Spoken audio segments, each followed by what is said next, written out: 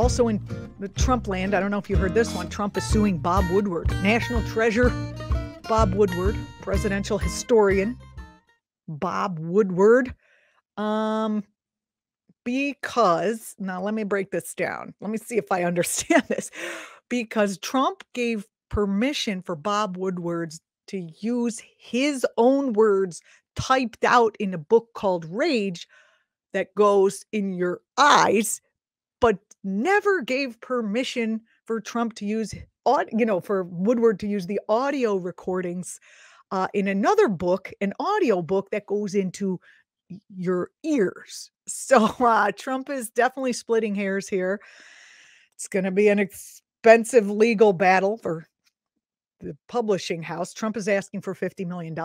When is the last time any book made like $50 million? Are people reading? Some people are, I guess. Hopefully you are, my beloved, intelligent audience. Anyway, according to Trump's lawyers, I've got the quote, this from the Trump's lawyers, okay, Trump's lawyers, this case centers on Mr. Woodward's exploitation of audio recordings. Okay, well, honestly, I'm not surprised that this happened. The thing that actually shocks me the most is that Trump still has lawyers. Who are these lawyers who are still willing to like pick up and carry water for Trump? My theory is that they all have third wife syndrome. Like, he did that to all the other wives, but he's not going to do that to me because he loves me and I'm smarter and better in some way than those other wives. And I got a prenup. So I'm not going to get fleeced or not paid and I'll be fine. It'll be great.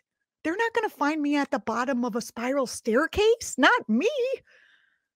I'm telling you, either that or they're blinded by greed. I think it's a combo of both. It's definitely a combo of both. That's what Giuliani just wanted that spotlight so bad. Like Gollum wants the ring, the precious. Couldn't avoid it. Moss to the flame, baby. And also, in my favorite Trump story of the week, did you see this? Republicans are reportedly saying that they cannot wait for Trump to die. Now it's official. Trump has built consensus across party lines. All right. The piece is in The Atlantic. The staff writer there, McKay Coppins, said that Republicans, like many Americans, are waiting for Trump to just somehow go away. Talk about spinelessness. The Democrats are the ones who are, when the Democrats had a candidate that they considered too fringy because he wanted to give, people health care and educational opportunities, they came down on him with the DNC's iron fist. There was but the Republicans, you know what the Republicans are hoping for? This author also said this, that Merrick Garland will do their dirty work. They want Merrick Garland to indict him and hope that makes him go away. Merrick Garland, the very same Merrick Garland that Republicans denied a seat on the Supreme Court, they are hoping will do their dirty work and what they think is best for their party. And that, my friends, is why Merrick Garland is moving so slowly in this case. That's right. It's vendetta. That's what it is. Garland's got his vendetta. He doesn't want to do what Republicans would benefit from. That's my theory. Let me tell here's the thing. I've seen many Democrats, encouraged by, let's call it, media that Democrats watch and listen to and trust and rely on, just foaming at the mouth to get Garland to indict. Why isn't he indicting? Why isn't Garland indicting? We need Garland to indict. They're just enraged and trying to figure out what's going on there.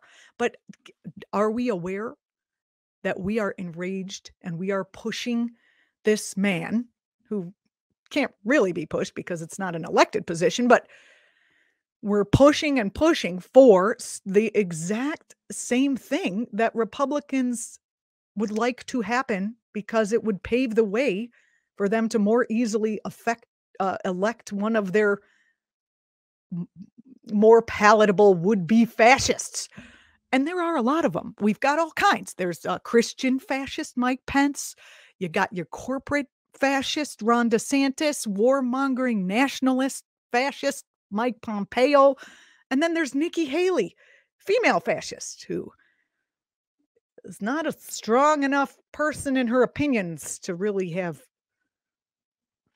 anything other than Republican, which is now synonymous with corporate ownership. I'm not going to get into the Dems about that too. We've got problems there too. But Julianna, people have said to me, Julianna, if Trump is indicted and goes to jail, he can't run for office. Well, unfortunately, the Constitution in Article 2, Section 1, Clause 5, I've got it right here, provides the qualifications for president, and that clause does not preclude felons, insurrectionists, document hiders, gluttons, the orange, nothing.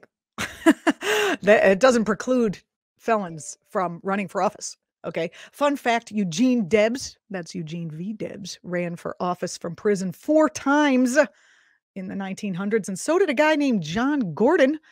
And when he did it, a federal court approved his eligibility, which means there's precedent for this. And with a right-wing SCOTUS, I mean, I just don't think that's going to stop him from running for office if he gets the juggernaut going. But remember, what I said earlier is he's not really running for office. He's grifting. He sees the writing on the wall. Fox News is not in his corner anymore. Nobody wants him. He's soliciting small donors because he can't get any big donors. That's it. This is a grift. Can we please start treating it like a grift and start talking a little bit more about some of these candidates who are way more dangerous to our country as a whole? What do you think? Should we calm down about pushing Merrick Garland to indict? Can we be okay within ourselves? Can we let go of that agitation? Let me know. Should we? Or should we keep pushing? I don't know. Maybe I'm missing something. Leave your comment below. I'm going to be here on this network. This is where you can find me. If you're new to Julianna Forlano, I'm glad you found me. Love to hear your comments. And if you're one of my fans from my former outlets, I am very happy that you found me here. And say hi to me in the comments and look for me every week. See you next time. Hey all, Glenn Kirshner here. I hope you'll join me on my new audio podcast, Justice Matters. I'll be using my 30 years as a federal prosecutor and Army JAG to unpack, break down, and explain the legal issues of the day, particularly where the legal intersects with the political.